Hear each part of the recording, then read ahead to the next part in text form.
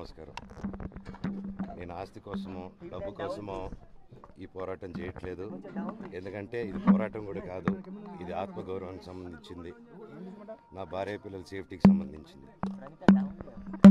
ఇది నాతో ఒక మగాడిగా నాతో డైరెక్ట్గా వచ్చి నాతో ఏం చేసినా పర్వాలేదు.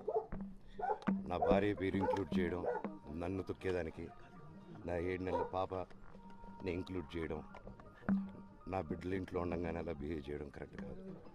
ఈరోజు పోలీస్ దగ్గరికి నేను వెళ్ళి ప్రొటెక్షన్ అడిగాను.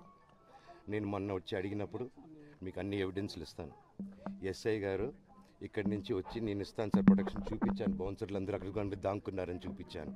అది కొంచెం చూసి ఓకే సార్ మీరు ధైర్యంగా ఉండండి, మేము ఎక్కడికి వెళ్ళట్లేదని చెప్పి మాట్లాడి పారిపోయారు.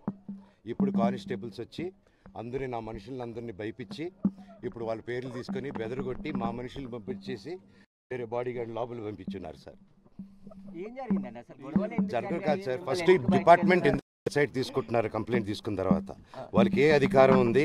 నా ప్రొటెక్ట్ చేసే మనుషుల్ని పంపించేదానికి అధికారం ఏముంది? ప్రపంచంలో నా అందరినీ కలుస్తాను.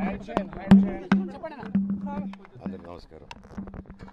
నేను ఆస్తి కోసమో డబ్బు కోసమో ఈ పోరాటం చేయట్లేదు. ఎందుకంటే ఇది పోరాటం కూడా కాదు, ఇది ఆత్మగౌరవానికి సంబంధించింది, నా భార్య పిల్లల సేఫ్టీకి సంబంధించింది. ఇది నాతో ఒక మగాడిగా నాతో డైరెక్ట్గా వచ్చి నాతో ఏం చేసినా పర్వాలేదు. నా భార్య పేరు ఇంక్లూడ్ చేయడం, నన్ను తొక్కేదానికి, నా 7 నెలల పాపని ఇంక్లూడ్ చేయడం, నా బిడ్డలు ఇంట్లో ఉండగానే అలా బిహేవ్ చేయడం కరెక్ట్ కాదు. ఈరోజు పోలీస్ దగ్గరికి నేను వెళ్ళి ప్రొటెక్షన్ అడిగాను.